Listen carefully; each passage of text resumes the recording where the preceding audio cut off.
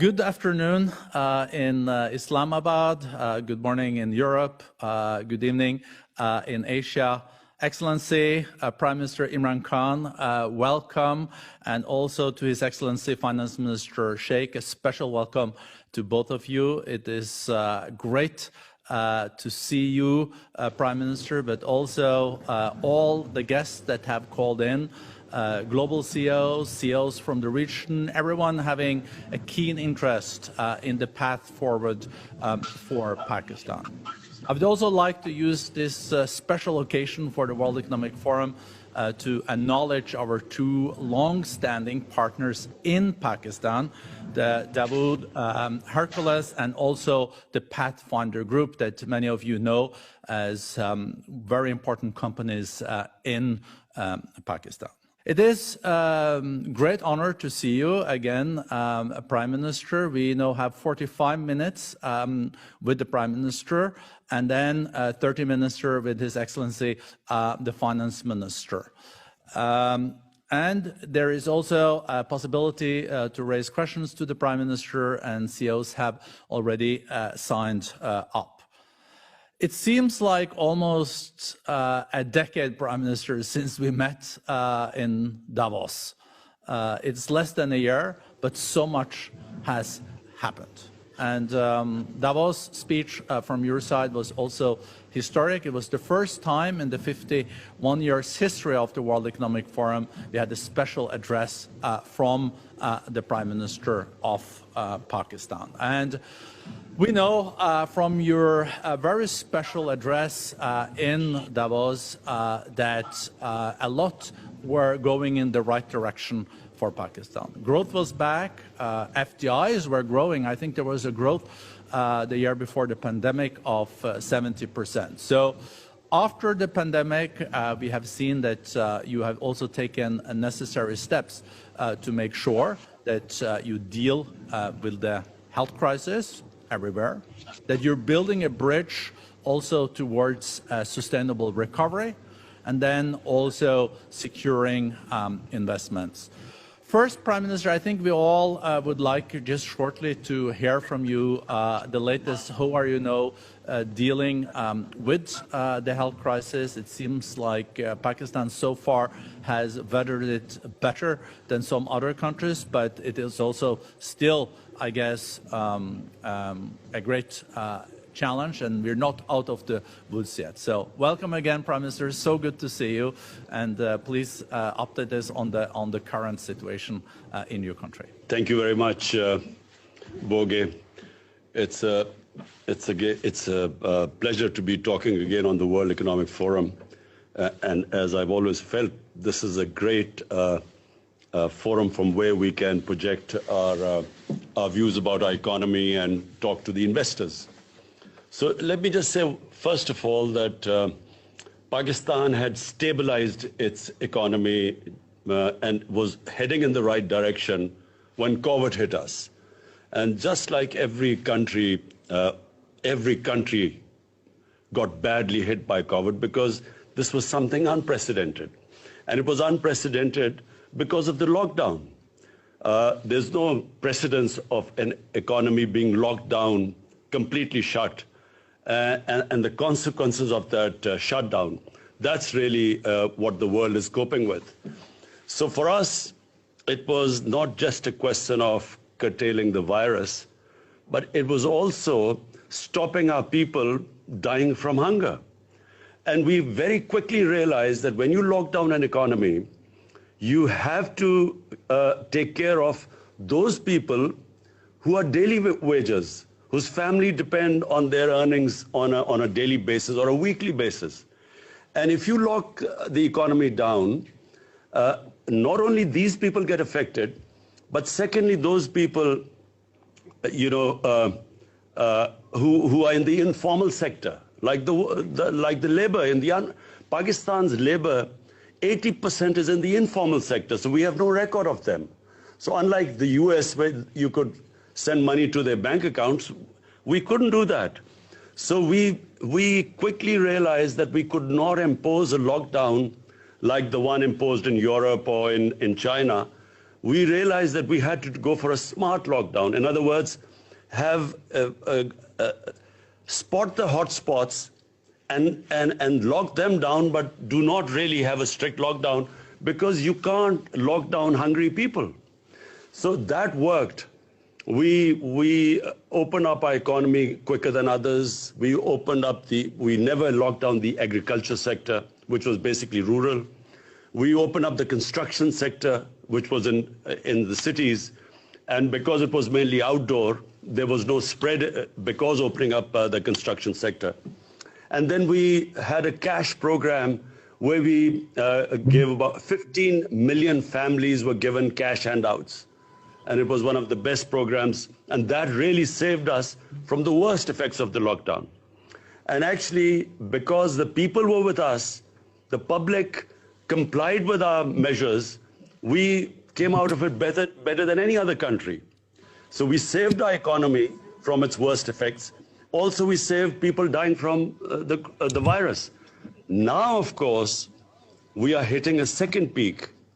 And my worry right now is that, number one, because we succeeded so well, people are no longer that worried about the virus anymore. And so we do not find that sort of level of compliance. And secondly, we do not know how long this second wave, because it's in the winter, we don't know what this winter wave is going to be like. So, there's a bit of worry right now, because our cases are climbing up quite rapidly these days. Well, thank you, Mr. Prime Minister, for that overview. We will have a second round with your Finance Minister after the questions and dialogue with you. But I think many of the CEOs and chairs that are on the line really would like also to hear from you, based on the increasing FDIs, based on the growth that you had before the pandemic.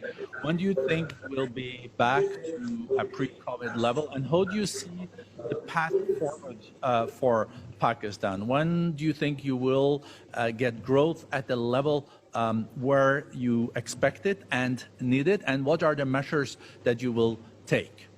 I must say that the lessons we learned from the first wave of COVID was that we, in our country, with our high levels of poverty and with a young population, high levels of unemployment, we cannot afford a lockdown where we lock down our businesses, where we lock down the factories.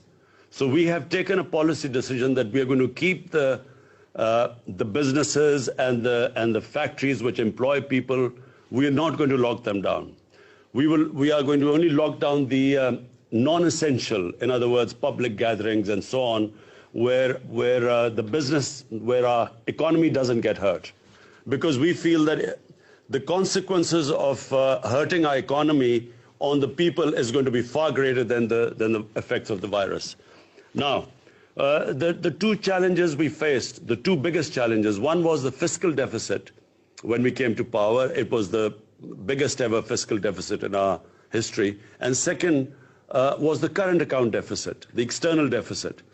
And that also was a record deficit. So the first year and a half really was stabilizing the economy to bring these deficits down. So cutting our expenditure, improving governance, and then improving the tax collection to remedy the fiscal imbalancing. And secondly was cutting down on our imports and trying to stimulate our exports, stimulate remittances into Pakistan, because that forms a considerable part of our foreign exchange earning. Foreign direct investment, which was improving and fortunately is improving again. And then also clamp down on money laundering. Now, this is a big problem in the developing world, where illegal, illicit flows of money leave our country to offshore accounts and so on. This illegal money. So we clamp down on that too. As a result, after 17 years, the last quarter, we had a current account surplus.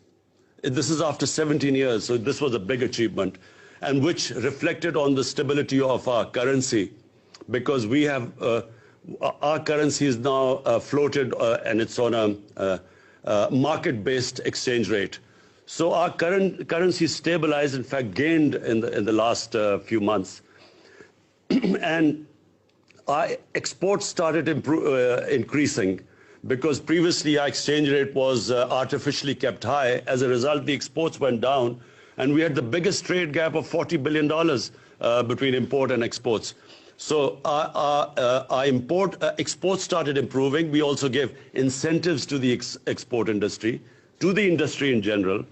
And so we are seeing, compared to all the other countries who've been hit by COVID, Pakistan is that fortunate country where our stock exchange shows that the business community has confidence in us. Our exchange rate reflects that. We have now cement sales are highest in our history, which means that the construction, the incentives given to the construction sector have worked. So the construction sector is on the move, which means more employment. Our textile industry at the moment is running full. The hub of the city, which is the hub of the textile industry, Faisalabad, they're short of labor right now. So the measures we took first stabilized and now are heading in the right direction. Of course, I say this because we do not now know, and we are praying that the second wave of COVID does not really make us take those measures which affect this right trend, the country which is heading in the right direction. Thank you so much, and also congratulations on these achievements under very, very difficult circumstances. We know that one of the major structural initiatives that you have taken is the CPEC, this China-Pakistan Economic Corridor. I learned that there's even now going to be built a high-speed train from Peshawar to Karachi. We also know that there will be a second phase in this initiative. So, Prime Minister, maybe share with us how important is the CPEC, and are you at all concerned that this can be too much, so you're not diversifying, or is this really the way to go? First, let me just clarify that CPEC is not exclusive to just China. CPEC is, first of all, it started with connectivity. It was a transport, a road network which connected various areas in Pakistan. Secondly, it was about power generation. We were short of power, so we needed power generation, to fuel the growing population and the growth rate. So now the second phase of CPEC is more than connectivity. It is special economic zones which we are opening up with special incentives there. It is about agriculture, where we really need help from China because their productivity in agriculture is much higher than in Pakistan. And it's about also these technology institutes which we want help from China because of digitalization of Pakistan, improving our e-commerce. So we need skilled labor for that. So that's also part of CPEC. But mainly it is about connectivity. It connects Pakistan to China, which is one of the biggest markets. It is also, you talked about the railway. First time in Pakistan's history, we are modernizing our railway. And it will completely revolutionize railway travel in Pakistan, which is called the ML1. And it connects Karachi right up to Peshawar. And the next phase, we want to connect it right through Afghanistan to Uzbekistan. So it will connect us to China. And also, we hope that there will be an east-west. Unfortunately, with India right now, we have a problem. And we hope that this will change with a new government, which is a moderate government. We have where we can resume normal relationship with India. But with Iran, if sanctions are lifted there, we then have a north to south, east to west connectivity, and Pakistan's special strategic location connects it to the biggest biggest markets, as well as the energy corridor. So we are really very well placed, and CPEC is a great opportunity to now move forward from here. And as I said, it's not exclusive to China. Anyone can become part of the CPEC. No, thank you so much.